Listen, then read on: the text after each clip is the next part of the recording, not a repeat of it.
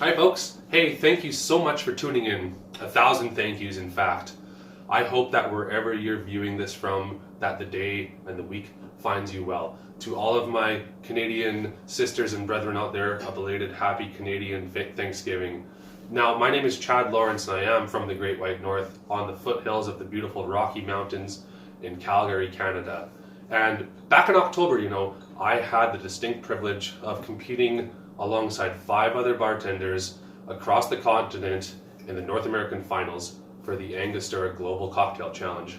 I was fortunate enough to emerge the victor, and that led me to my current position as the North American brand ambassador for the House of Angostura. And today I am here to talk to you about the new cocoa bitters from Angostura, which I'm super excited about.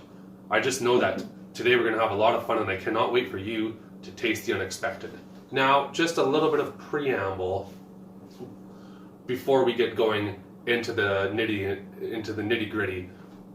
I just wanted to touch base on the outline of what we're going to be covering today. So we're going to start off by covering bitters basics.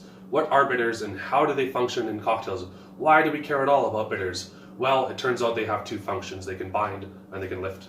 But that's for later, a few minutes down the road. From there, we're going to get into a little bit of Angostura history, touching base on a few fun things such as Dr. Siegert's early days making that early tincture along the banks of the Orinoco in that small town called Angostura, all the way to the King of England specifically requesting a direct line on Angostura so he could make his favorite cocktails like the champagne cocktail and the old-fashioned. I have a feeling he and I would get along really well together and we would probably be good drinking buddies. Hope he's down to earth as I think he is. At any rate, we're then going to talk about cocoa. Just exactly what is cocoa? How is it different than cacao and chocolate? How is it made? And then we're going to go into a little bit of a case study on flavoring and how to think about pairing that flavor of cocoa with other things. Now, of course, this is a celebration, so I'll be making you a few of my favorite classics along the way, as well as a little surprise at the end, just so we can see what we can do with some cocoa. Okay, let's get ready to taste the unexpected. Let's go. Well, first things first, just exactly what are bitters and how do we use them in cocktails? Well, bitters are essentially just a blend of different bittering roots, herbs, and spices macerated in an alcohol base.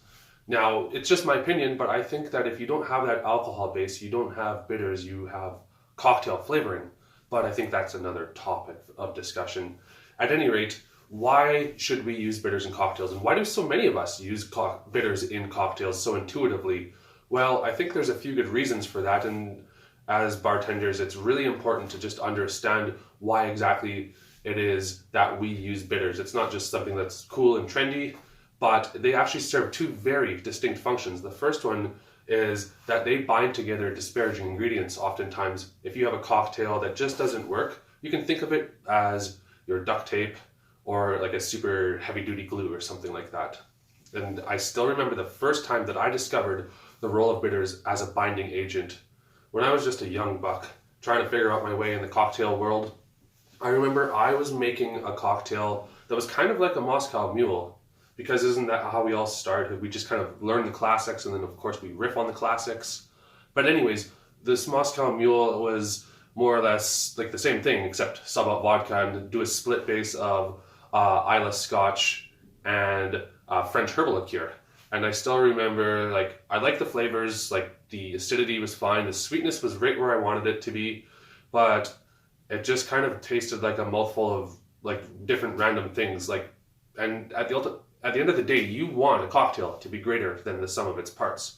So as I was figuring out what to do, I remember adding a few dashes of Angostura aromatic bitters at the time, and that really worked. All of a sudden, I had something that was cohesive, and it was delicious, and it didn't take away from the French herbal liqueur or the peated Scotch. And all of a sudden, I had a drink that I could just be really proud of.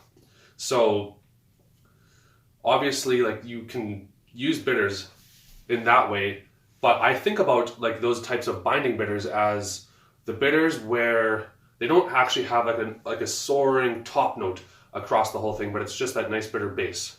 But the ones with the soaring top note, those are the ones that I call the lifting bitters. And what they're meant to do is elevate other similar ingredients found in a cocktail. So if you take, for instance, like a gin martini, and you have those really nice citrusy notes in whatever gin you try to, or whatever gin you choose to use, that's going to really pop. Or you can take something like a White Lady or a Margarita, and it's going to really elevate that orange component of the cocktail. Now, we're obviously here today to talk about cocoa, so let's use an example of one of my favorite classic cocktails, the Boulevardier. So in a Boulevardier, you will obviously have bourbon, sweet vermouth, and Campari, but with that bitter base of like Angelica, gentian, and wormwood that you find in a lot of bitters, that's going to really make some of those Campari notes pop and come through in a cocktail. And then if you take something like bourbon, which by law and definition has to be aged for a minimum of 2 years in charred new American oak barrels, you have a lot of like vanilla and caramel that comes off of those charred new American oak barrels, which is kind of lives in that same realm as cocoa. And even when you break it down on a molecular level, you're going to find that the structures are remarkably similar, which is kind of just one of the little hacks as far as like thinking about pairing different flavors together. But we'll talk about that in a little bit more depth coming up here. But as you're going to see, these cocoa bitters really, really make a Boulevardier shine. So now let's make one of my favorite cocktails, the Boulevardier. As you may know, it's an equal parts cocktail consisting of Kentucky bourbon, all 3/4 of an ounce by the way, sweet vermouth, and of course Campari. We're going to add 3 dashes of Angostura cocoa bitters here.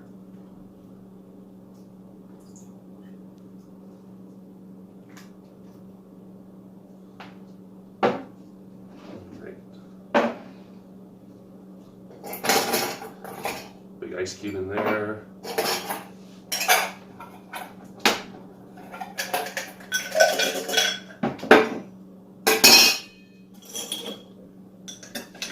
Add some ice and stir. Now, I don't know about you guys, but for me, any day behind the bar is a good day. It doesn't seem to matter if I'm at home making drinks for you guys, if I have some company over, or of course if I'm working. Just love to do it.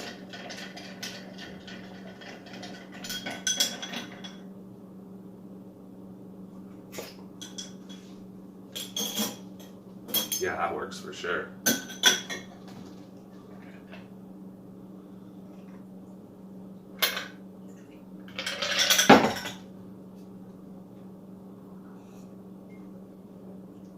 All right, and there we have it. So what I find instantly off the top is that the cocoa bitters really work well with the Campari because they obviously have that underlying component of bitterness. So that just serves to pull up those things that you find in Campari. And as well with that bourbon, obviously one of the requirements for having a straight bourbon is you have to be aged for a minimum of 2 years in charred new American oak barrels. Now, obviously those barrels, once they're charred, they give off a lot of caramel and a lot of vanilla. And that just intuitively works well with cocoa from what we know just about similar flavors working super well together. So anyways, try a Boulevardier with the 3 dashes of Angostura cocoa bitters and tell me I'm not wrong. As you can see, Angostura has continued that tradition with that quirky, oversized label that you can see here, just like their aromatic and just like their orange. Now, it's a well-known story, but perhaps one that bears worth repeating.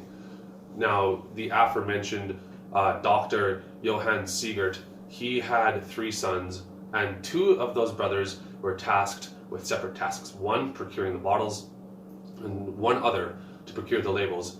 And to put it mildly, there was a lapse of communication in their process, and as such, they ended up with this mismatch. But they thought that it had a little bit of charm to it, so they just decided to roll with the punches, and that turned out to be a pretty good decision for them. Now, let's just swim downstream 7 or 8 kilometers and wind back the clock a few years and talk about the very beginnings, when Dr. Siegert himself flew from Germany to Venezuela to help out Simón Bolívar as the Surgeon General for his army. Now, as you can imagine, the conditions in the 1800s during jungle warfare weren't exactly up to our 21st century standards, so a lot of the soldiers were getting sick, and Dr. Siegert took it upon himself to create this tincture of different bittering roots and herbs that he found along the banks of the Orinoco River in northern Venezuela in a small town called Angostura, which is of course where the name of the bitters comes from. And voila, that is the first ever instance of bitters. Now, let's not be under any illusion here. By the time the brothers were ready to take those bitters to market, it was perfect timing. A little changing in the wind proved to be a perfect windfall for Angostura as a company, as modern cocktail culture as we know it was just starting to permeate into every pore of modern society. People were loving those cocktails, and as I was researching, I was just thinking it's just absolutely crazy to think that Angostura has been there since the very beginning. I mean, if you think about it, like the old-fashioned and the Manhattan, have you guys ever heard of those cocktails?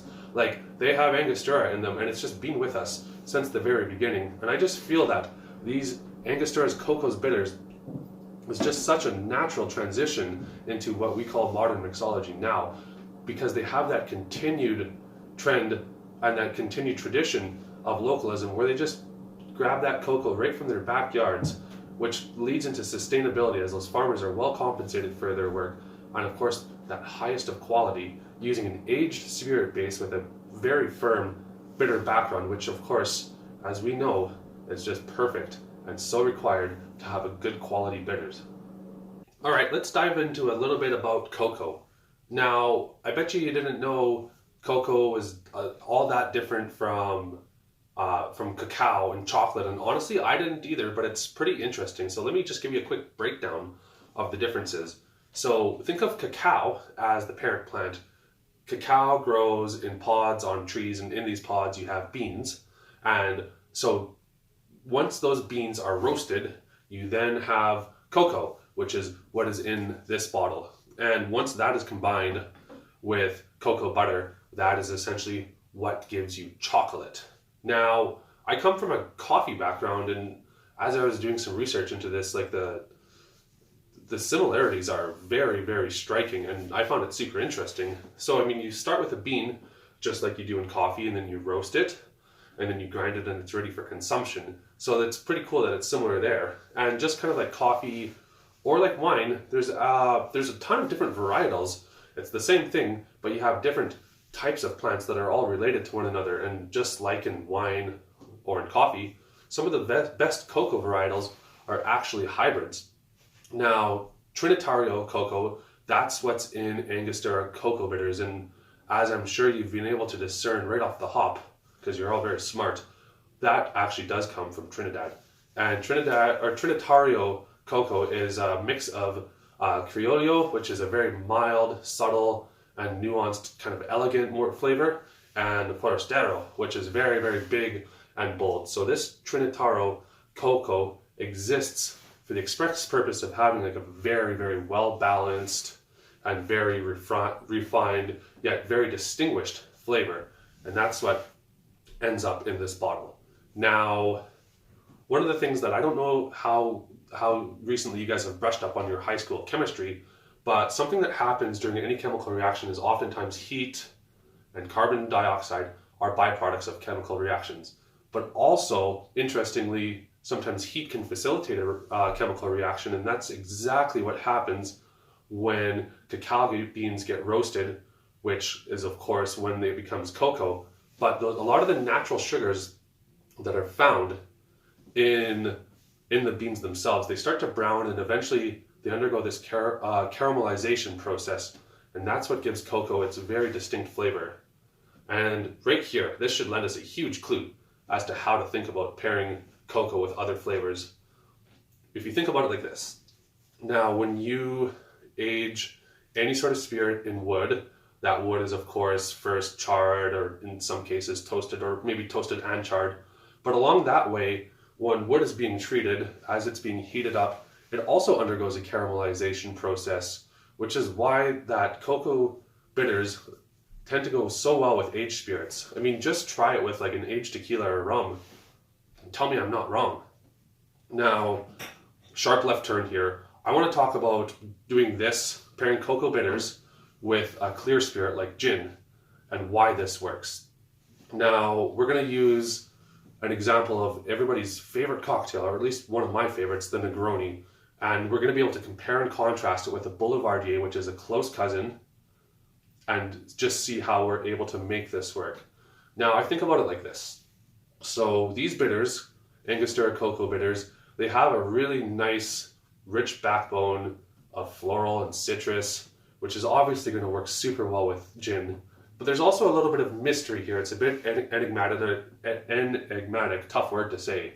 And I'd be lying if I said I fully understood why this magical combination works so well. But that's kind of the interesting and the fun part of bartending, is that you don't have to know everything. And sometimes we all have our little quivers that we have on our back with our arrows, and each of these arrows, we have little different flavor combinations, and we can give those to our guests, and it's absolutely delightful. And one of my favorites is pairing cocoa with gin.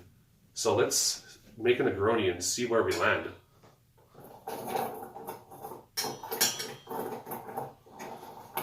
Right. This is being a little stubborn with me today. Well, I guess I'm the one drinking it, so it's probably okay. A little ice, get mixing glass going.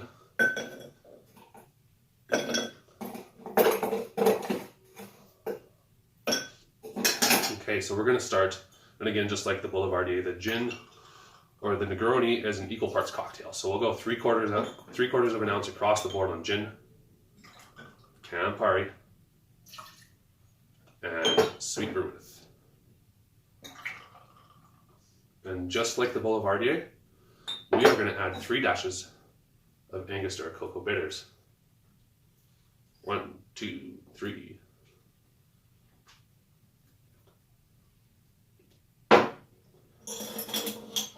Then we'll stir it up a little bit.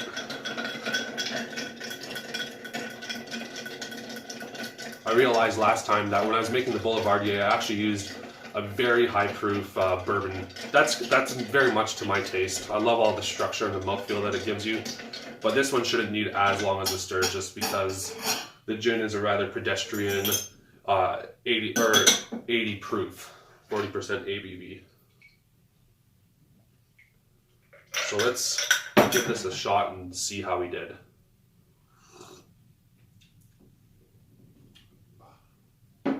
Muy bueno, as they say. Well, up until this point, I feel that we've been very granular and very conceptual, and I wanted to make sure that everyone leaves here with some very practical take-home for how to use Angostura cocoa bitters and classics, and then also just give you guys some flavor pairings before demonstrating how we can put this all together in a creation classic of our own. So the first thing that I want to say is the Vieux Carré is where it's at with a classic cocktail. I chose to do a Boulevardier and a Negroni because I thought that was a good way to demonstrate the differences. But a Vieux Carré, like that split base of rye and cognac with a little bit of Benedictine, is just something else. What else I found was an espresso martini. It works incredibly well with vodka, or even if you sub that out for an aged tequila, you'll know exactly what I mean. And it is just absolutely lovely with those Angostura cocoa bitters in there. If you were feeling a little bit friskier, you could absolutely do a zombie. I think it's just that anise that goes so well with that cocoa bitters. And who doesn't love a good zombie, right? Beyond that, you can have a gin Manhattan, which works surprisingly well as an espresso grog. Now, in thinking about what flavors to pair with Angostura cocoa bitters, there's actually a lot of options, as I found throughout the development of different recipes. Obviously, you have things like grapefruit and lime, ginger, honey, maple syrup, because I'm Canadian, so of course, red wine, coffee, so all of those things that keep my teeth nice and white. And then some more non-intuitive ones too, like bananas, sage, and lavender. But you know what? Let's put it all together and make a Sage Wisdom, one of my favorite creations. Now, as I was making this cocktail, I intentionally tried to make something that, much like that split base of the French herbal liqueur and the Islay Scotch, it was really, really good and really balanced, but just felt like it needed that extra something. So I intentionally made something that was a little bit incomplete, that only works really, really well with Angostura cocoa bitters. And I call it the Sage Wisdom for all that I've learned along this journey. So we are going to start with 2 ounces Angostura 7-year rum. A little high pour for the cameras there. We're going to go into full ounce freshly squeezed grapefruit juice. 1/2 ounce of grade A Canadian maple syrup. I'm afraid if you can't get it from Canada, it just won't do. Just kidding, by the way. I'm sure you folks in northern Vermont will tune me up for saying that, but that's neither here nor there. And a couple of sage leaves, hence the name Sage Wisdom.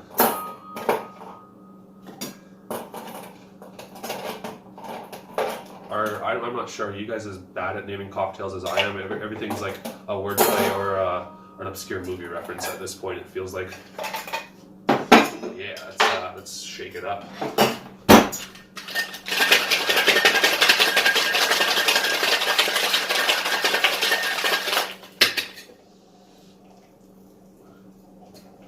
Oh man, it must be getting late. I forgot the whole reason I made this cocktail. 3 dashes of cocoa bitters. Oh, House of ANGOSTURA, forgive me. There it is. At least I get to do like cool flip again.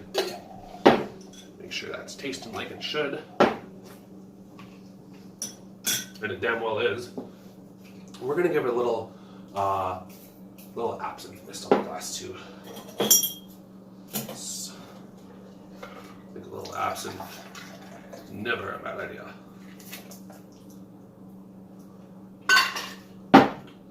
And just to garnish, a wee little leaf of sage here. Now let's see how we did.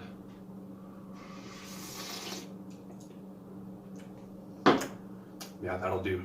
So you guys, if you had half as much fun and even just learned a little bit from watching this video, if you had half as much fun watching this as I did making this and doing all the research, I consider that a massive win. Please feel free to reach out to me personally on Instagram at ChadLawrence65 if you have any questions, comments, or concerns about my wild haircut or anything like that. Or, of course, feel free to tag Angostura House. I'll just make sure. Yeah, Angostura House on Instagram with all of your latest Angostura creations. And I will hopefully be touching base with you guys soon. Peace.